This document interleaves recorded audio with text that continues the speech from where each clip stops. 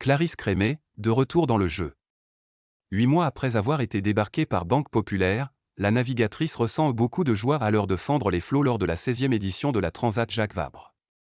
Skippeuse de l'IMOCA l'Occitane en Provence, Crémet, 33 ans et maman, a attendu comme ses concurrents une semaine supplémentaire à quai au Havre en raison de la tempête Ciarán, mais n'a désormais qu'une hâte, retourner sur l'eau. Est-ce mon élément, a-t-elle expliqué dans un entretien accordé à l'AFP. Question, à l'approche de ce départ tant attendu, quel est votre état d'esprit? Réponse, on est chaud. On part enfin traverser l'Atlantique. Il y a beaucoup de joie d'être ici après toutes ces péripéties. C'est l'aboutissement de plusieurs mois de travail avec toute l'équipe, donc ce départ a un petit goût de victoire.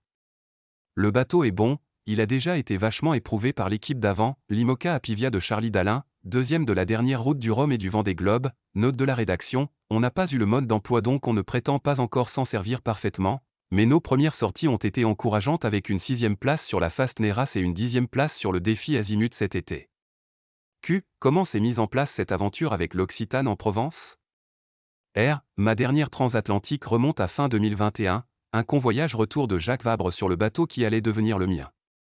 Ensuite, j'ai été enceinte et super malade au début, donc il y a eu un arrêt brutal de toute activité sportive. Et quand cela a commencé à aller mieux en début d'année, l'histoire avec Banque Populaire s'est arrêtée, le sponsor a estimé qu'elle n'était plus en mesure de se qualifier pour le Vendée Globe. Note de la rédaction, cela a été une période compliquée. Je suis parti une semaine en vacances en famille fin février, j'ai repris le sport et c'est là où je me suis dit, plus j'ai encore du jus plus.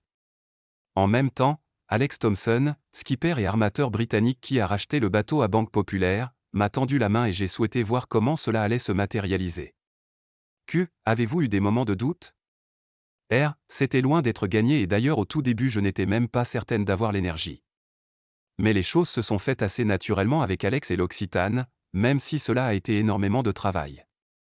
Il aura fallu gérer la fin d'un projet Vendée Globe, le début d'un nouveau et une petite fille de moins d'1 an à élever avec mon compagnon, le marin Tanguy Le Turquet. Note de la rédaction. Beaucoup de choses se créent au fur et à mesure avec la nouvelle équipe, mais je suis impliqué dans toutes les étapes du projet, c'est plus de responsabilité, cela change. Si j'ai encore des choses à apprendre, je me sens progresser et c'est tous les jours plus gratifiant. Qu'est-ce qui vous a le plus manqué pendant cette pause? Être en mer, faire une course, tout simplement revenir sur l'eau, c'est mon élément.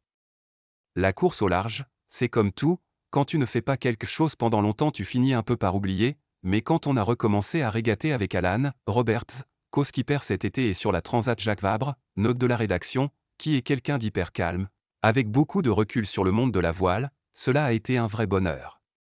Ce n'est pas facile tous les jours, je ne me sens toujours pas de retour au meilleur de ma forme physique, mais cela m'a rappelé que même si c'est juste plus faire du bateau plus, c'est quelque chose qui me correspond. Et je me dis que j'ai eu raison de m'être battu pour ça. Propos recueillis par François Dastier.